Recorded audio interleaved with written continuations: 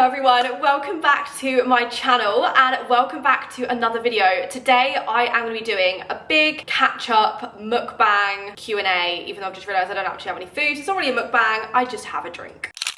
It is Monday. Fresh start to the week. I'm back from Bali. I landed back yesterday morning at 7 in the morning and touch wood, the wood's there, I feel like I've actually beaten jet lag pretty quickly because I forced myself to stay awake the entire day yesterday, apart from when I had a nap at Byron's for about an hour, and then I slept the entire way through last night. So fingers crossed I'm going to have beaten it. There's me saying that it's going to probably hit like 4 o'clock today and I'm going to hit a wall and just want to go to bed. But I'm feeling good. I feel like I've come back with a whole new lease of life and energy and excitement, and I just had the best time. So I hope you enjoyed the vlogs. If you haven't seen them all already, I uploaded 5 Bali vlogs. I reckon in total they probably total like 3 hours, so it's kind of like a little Bali film. I popped them all in a playlist on my channel that I will leave a link down below as well, so if you do want to go and watch them, it is all kind of spread out into different places in Bali. And I did that so that if you travel Bali or you just have holiday vlogs or whatever, it is all in one place for you to go and look at, and there is like every recommendation ever within those videos. But I got a lot of questions whilst I was out there, just general questions about traveling, and I never did a Q&A when I got back from Australia because I've now traveled both Australia and Bali. So I feel like I'm in a good position to be able to do one of these Q&As, and that will hopefully help some of you out who want to go traveling, or if you're just genuinely interested in everything, then hopefully it will help you out. I honestly feel like I look so much better as well. Every time I go traveling, I lose myself a little bit because I don't pack a hairdryer, I don't really wear makeup, I just embrace my complete natural self. So when I get back and I put makeup on, I'm like, oh my god, like who is she? Like I blow dried my hair last night for the first time in over a month and I literally feel like a brand new woman. Let's just get on into the Q&A because I feel like I've got a lot to speak about, but I'm just loving this new look, this new era, this new tanned Anna. She's a very happy girl. But anyway, let's get into the video. So I hope you enjoy. If you do, please smash a huge thumbs up, and other than that, let's get started. Okay, like I said, lots of questions from you guys, and I've kind of tried to do them in some sort of order, but also we're just gonna sit and have a big chat.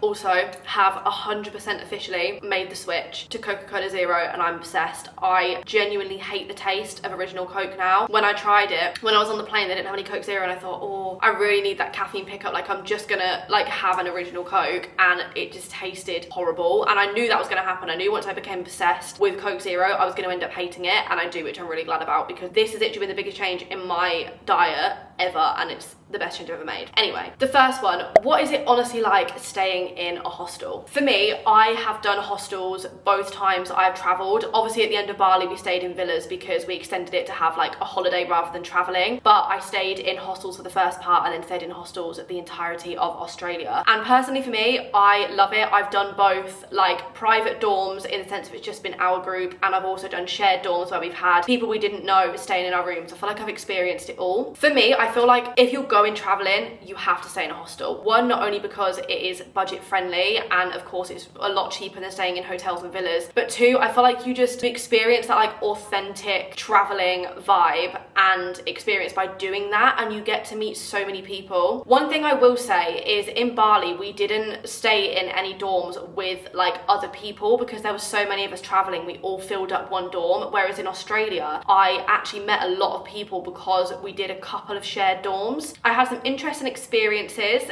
in the shared dorms because they were like our most drunken nights for some reason, and we got back and there'd be like strangers in the room, and it was just hell on earth, but like the best sort of hell. Like it was so funny. So for me, I really enjoyed the hostel experience. I think you do have good hostels and you do have bad hostels. We have definitely experienced a mixture of both, and I feel like personally for me in Australia, people in Australia were a lot more talkative than they were in Bali in the hostels. But again, I think that's also because in Bali we were in such a big group that we didn't really like necessarily make an effort to go and meet people because we weren't traveling for that long. Whereas in Australia, we met a lot of people, which was so much fun, and that was like a big reason that I love traveling so much, because of how many people I met, and like some of them are still my friends now. So yeah, I think hostels are definitely something that you should do if you are going traveling. I personally love them, like I said, said, you are going to get good hostels, you are going to get bad hostels, but it's all an experience, and I really enjoyed it. It was like having one big sleepover. Obviously, if you like your own space and like your own bathroom and stuff, it's not going to be for you, because obviously you do have to have shared bathrooms. There's always going to be people in your room. But for me, because I live on my own, that was a really nice change and like change of scenery. So yeah, I love hostels. I know they're not going to be for everyone, but I think it's all part of the experience. Do you prefer Australia or Bali? I think they're two completely different experiences. Byron and I were saying this on the way home, like I can't say which one I necessarily preferred, because I've just come back from Bali, so like all those memories are super fresh in my head, and I loved Bali. I absolutely loved it. I loved the lifestyle out there. I loved how friendly everybody was, but then everybody was also like that in Australia. So I don't think I necessarily could actually pick a favorite place, because they're both so different and you can't really compare the two. I feel like you just, if you can, get to experience both of them, you'll have two completely different experiences in both places. But I did love the kind of like lifestyle in Bali, like getting the scooters around and everything, and just like all the culture. It was amazing, but I don't actually think I could pick a favorite. Like I love them both equally. How much would you say to save up before going traveling? So this is, I feel like, a really personal thing, because it depends, one, how long you're going to go for, two, how many places you're going to go. So I'm just going to give you the kind of like rough amount that I ended up spending, although I did actually get some of my trip gifted, so I was very lucky, but I will let you know the price of it. When I went to both of these places, I traveled with my adventure project, and we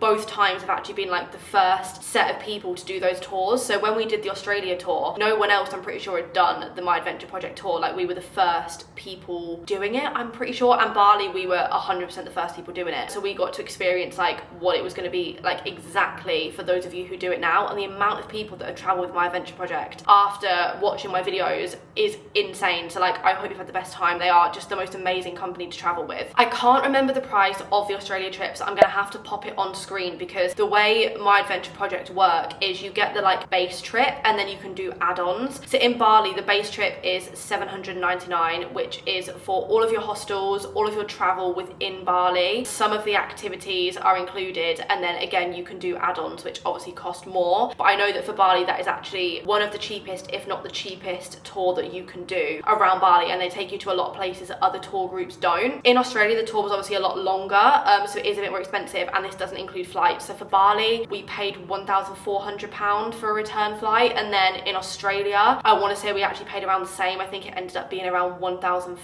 But then we had a nightmare on the way back, and we had to rebook flights, but obviously, like, fingers crossed that's not going to happen for you, so that's just irrelevant. And then when I was actually in Australia, I found Australia to be more expensive than Bali. Bali is known to be very cheap, and it really is. Like, obviously you can spend more on shopping and do whatever you want to do, but I would say in Bali, on like food and everything like that, I probably spent about £300, maybe not even that. I actually want to say less than that. I think that's actually over what I spent. I would say in Bali, all in all, flights, trip, hostel, spending money, everything like that, I would say about £3,000. But I also did shop and we stayed in villas, so that's not including that. So yeah, I would probably say around about £3,000 for Bali, including flights. Australia was more expensive. We went for 6 weeks as opposed to the 12 days in Bali, so obviously it's going to be a lot more money. I would say for Australia, for me, it was probably closer to the 5,500–6,000 mark, because of how much more expensive we found the food to be. But because of the short amount of time we were in each place, it didn't really work out cheaper to do a food shop. It actually worked out the same price as if we were going to go to a restaurant. So yeah, I would say those are rough ballpark prices, but again, it's obviously going to be really different, like depending on what time of year you go, how much you want to spend, how much spending money you want to have. But I overall found Bali to be cheaper than Australia. Did you feel safe traveling Bali? I felt so incredibly safe. Like, it was insane. I honestly, like, and some parts, like, we were on our own because obviously we have to travel on bikes and stuff. We just made sure that we all had our location on so we could all track each other, just in case like one of us went off course or anything like that, and we were all tracking each other to make sure we knew where we were going. But yeah, I felt completely safe. The same with Australia. Like, I could definitely, even though I'd be nervous, I could go and do it solo. Like, I felt that safe. Is it suitable for a solo traveler? 100%. Like, I have actually considered going solo traveling like next year at at some point because I loved it so much. Not that I wouldn't want to do it with my friends. I would love to do it with my friends. I would love my friends to come with me and do it all over again, but I don't know obviously if anybody wants to go. But I really want to do it again. Like, I want to go back to Australia. I want to spend a bit of time in Sydney and live my life there for a bit. So I think it's so suitable for solo traveler. And a lot of people you meet like went on their own and then met people out there. That genuinely is a lot of like what you come across. I think it's actually very rare to go in a big group like I did. Like, I was really lucky to get to go with so many of my friends. I feel like a lot of people do it solo. Do you ever get sick of each other or your friends when traveling, and do you argue? So in Australia, we had like the odd little tiff, but it was nothing. I feel like just when you're spending that amount of time with people, you're naturally gonna argue a little bit or like gonna have a fallout. Like, literally the only fallout we had in Australia was over a MacBook charger because we couldn't work out whose MacBook charger it was, and I think we were all just so tired and so frustrated. That was genuinely the only argument we had. And then in Bali, literally not at all. We were with everybody for 12 days, and then Byron and I went off for the rest of the month and spent the rest of the month together. And I mean, me and Byron spend pretty much every day together anyway, so we don't argue. Like, there was literally no issue at all. I feel like when you have those sort of friends where you can just spend the day being in silence with each other but you're still having the best time, it's the best thing. And that is definitely like the sort of friendships I've got with everybody. So no, we literally had like the odd tiff in Australia, nothing in Bali. We nearly had it over the phone charger again actually for about 10 seconds, all of us, and then it was literally done with. Like, nothing at all. How do you prevent Barley Belly, and did you suffer with it? I was really lucky. I didn't suffer with it, and it was something that I was actually really stressing about because I have IBS. I was like, oh my god, this is gonna be horrendous if I get it. We've already said it in the vlogs. Jed, in fact, did get it, and he got it very early on into the trip, but he's had it before. So he said he feels like he's just got more of like a touchy stomach, so it like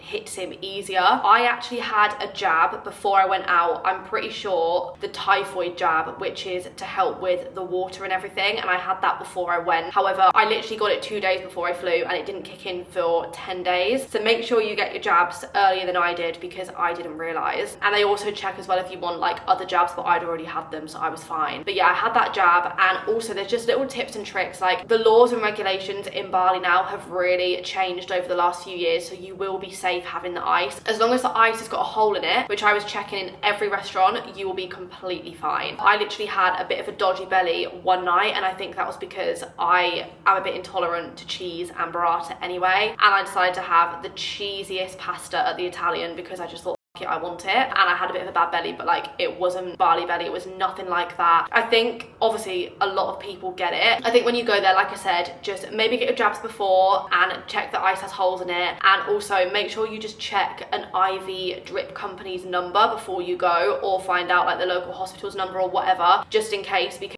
my camera just switched off. That's never happened before. That was so odd. I think there's 3 things. 1, make sure you don't drink or use the tap water. Even to brush your teeth, use bottled water, which is obviously a bit annoying. You have to keep buying bottled water, but it's not worth it. We were just buying one big bottle everywhere we went, and we're using that to brush our teeth and wash our face with. So make sure you don't drink the tap water. Even in the showers and stuff, like, I was scared about it like dripping down my face and going in my mouth, but I would just shower with my mouth shut, which is probably like, I probably didn't need to do that, but I just felt better doing that. And then check the ice has got holes in it. I mean, you're going to be fine in a lot of places, but just make sure you do that. And then also maybe just check up the number of like a local IV drip place, because Jed actually went to hospital and got put on a drip, and he recovered so much quicker to what he did the previous time. So I think that's like a really good thing to do. Just make sure you know like a drip company's number or something like that, just so you can get sorted.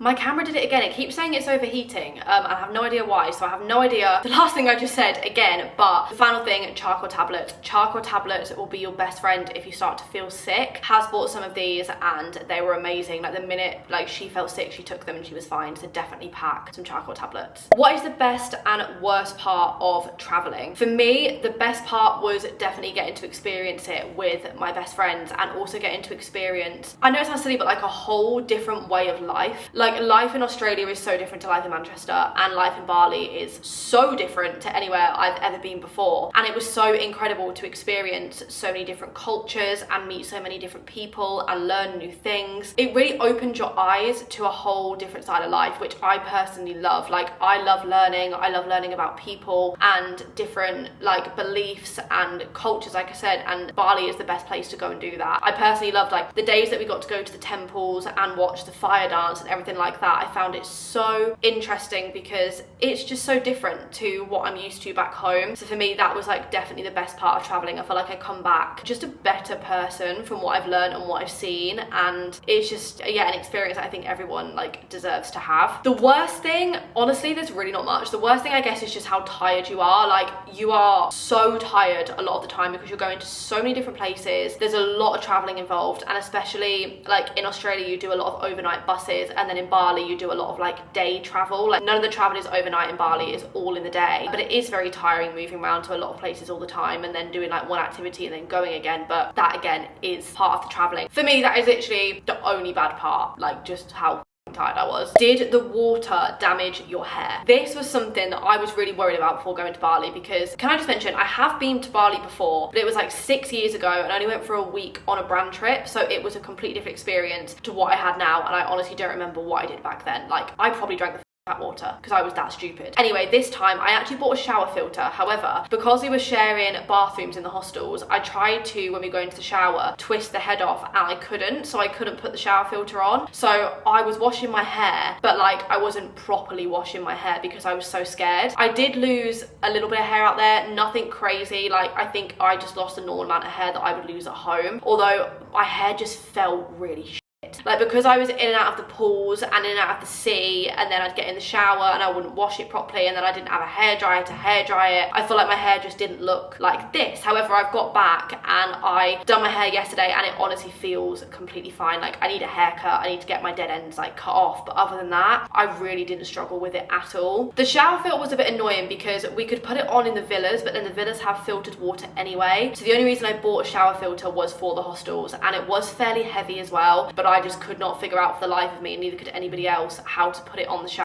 The camera turned off again. I've come home and my camera's probably broken, which is amazing. But yeah, I didn't really struggle with it at all. The only annoying thing, like I said, was the shower filter not fitting on. So personally, I probably wouldn't even bother packing one. I would just try and brave it and just use a lot of hair masks. And they actually sell these little like capsules of hair oil in all of the little shops, and they're so cheap, and they're like sun protecting hair oil. I don't know if I worded that right, but it basically protects your hair from like water and sun and everything like that, and they're amazing. So I was just popping those on like a little capsule every single time I was going in the sea, because when I went snorkeling, the snorkel was ripping my hair out. I was like, what the is going on? So they are a lifesaver. Okay, recommendations. So this one I actually didn't go to, but everybody recommended me to go to, but the queue was too long. So if you do want to brave the queue, Copenhagen Cafe is meant to be amazing. You get like a tray and you pick loads of different breakfast items out. Go there, it's in Canggu and it's meant to be amazing. Panama Pool and Kitchen. This is a really random one, but on the last day our flight wasn't until 7 p.m. and we had to check out at 11. So we were like, what are we going to do in the meantime? We wanted to go to a cafe, but we also wanted somewhere where there was like a pool, but it was going to be chill, not beach club vibes, and we found the perfect place. It was called Panama Pool and Kitchen. It was opposite Finn's in Canggu, and there was actually one other person in there the entire day. We had the whole pool to ourselves. We were sat on this like bench. The food was really nice. It was really, really cheap. So would definitely recommend that for like, well, any day to be honest, but the day when you're like checking out and you've got your flight, it's the perfect place to go. Finn's Beach Club, I feel like that is an obvious one. It's the world's best beach club, and it really, really is. It was amazing. I had done Finn's before, but like it was better this time round, and we just got in the pool. We got so drunk. The music was amazing. They had fireworks going off on the beach. It was just like the best experience ever, and could highly recommend that. The next one, Kind Cafe. They've got this in Seminyak in Canggu. They probably do have one in Ubud, maybe, but it was a really good cafe for breakfast. Boss Man Burgers, again, unbelievable burgers. It tasted like in and out, so we'd definitely recommend that. And then finally, Dan Cookies. I saw these on TikTok and I was like, I need to try them. And there happened to be one just around the corner from our first hostel in Canggu, and they were insane. Get the original chocolate chip cookie and you will not regret it. That is pretty much every question, hopefully answered, that I got about Bali and traveling and Australia, and I hope it was helpful to you in some way, shape or form. Like I said, if you do want to see more in depth, like what I was doing, like real-time recommendations, go and check out all of my vlogs for Australia and Bali. They are all up on my channel. I tried to make them as informative as possible in the sense of like showing you all the stuff that I was doing. So if you do want to go and travel Bali or Australia, it gives you like loads and loads and loads of ideas. But yeah, I'm so happy to be home. I'm really excited to be home actually. actually. I've got lots of exciting trips coming up and work bits coming up, and I'm gonna vlog it all for you. So yeah, I wanted to just do like a sit down video before all of the vlogs start up again and it starts getting a little bit crazy. But thank you so much for watching. I hope you have enjoyed. If you did, please smash a huge thumbs up, and other than that, I will see you very soon for a brand new video. Mwah.